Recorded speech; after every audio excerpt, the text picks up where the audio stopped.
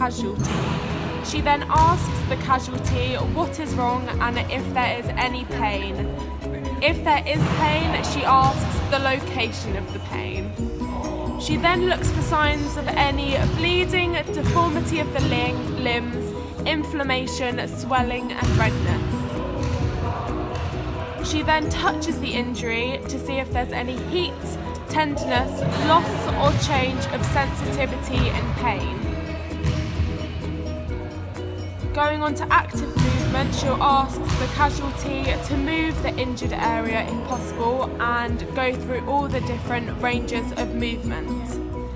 Moving on to passive movement, she'll try to move the injured site, however this only occurs if there is a good range of movement.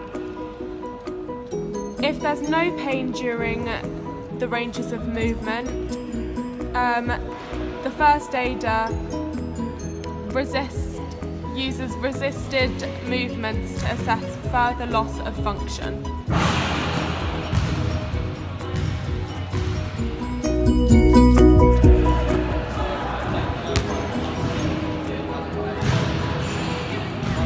the first aider's just come in, she's just checking the danger at the moment in the situation. She's just going to straighten out the leg and check the seriousness of the injury. She's just grabbed an ice pack to pop on the injury and apply a bit of pressure. She's currently sprained her ankle after landing awkwardly. And now the first aid is just elevating the leg.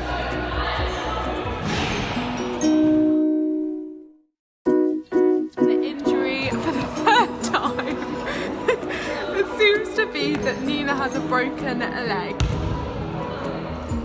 To protect the injury, the first aider holds the limb still because they don't have a pad, so they've improvised with holding it still. The next step is resting the injury. Then we go on to icing the injury, applying a wrapped ice pack. Next, comfortably support the injury and apply a supportive bandage. This is known as compression. Next, after it has been compressed, the injury is elevated. To improvise, the first aider has elevated it onto her own leg. This reduces the swelling. Another success here.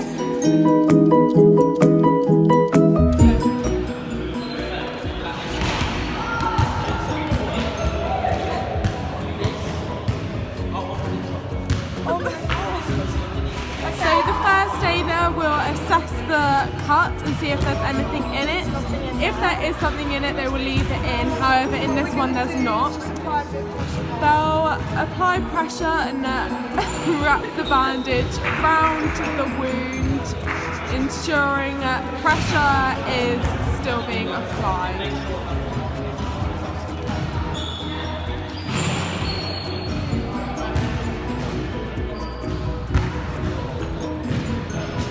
The first aider will get the injured person to hold the bandage, and then they will elevate it to prevent blood from being pumped to the wound.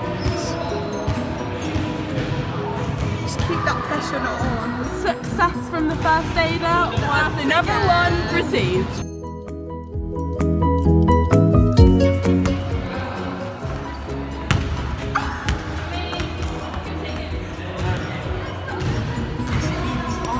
Molly seems to hurt. The first aider has come in and is going to evaluate what the area is. She's now opened it up into a big triangle to make sure she can put the sling on. She's elevated the arm and is going to put the sling over one side and then tie it up behind her to support the broken arm. Through this whole time she's reassuring her to make sure she's alright because Molly seems to be quite distressed. Now the arm's elevated and supported, she's just going to neaten up the sides to make sure the arm doesn't fall out either side. And then she's just going to check that it's not too tight around her neck, and going to take bit of strain, and that her arm is, the sling is taking the full weight of the arm. And that's another big thumbs up for the first aider. Well done, Lucy.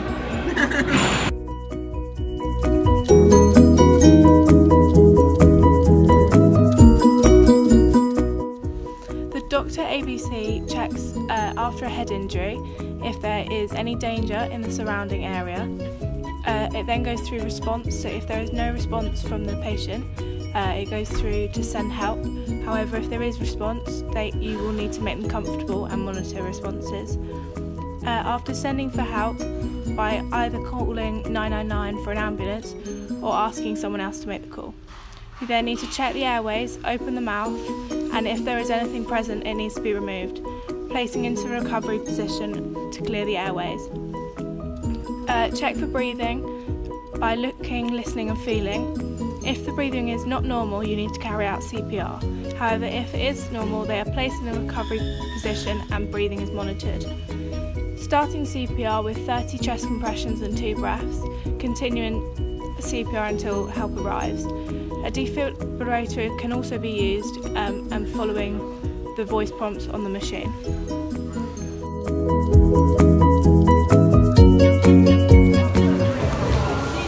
Casualty has been found unconscious, so Hannah is just alerting them to see if they're conscious.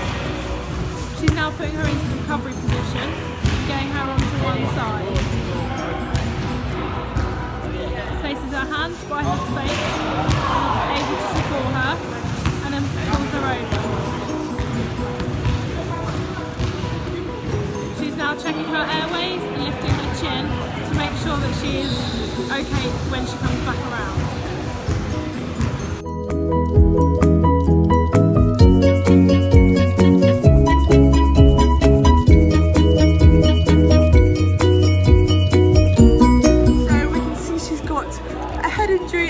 On the floor.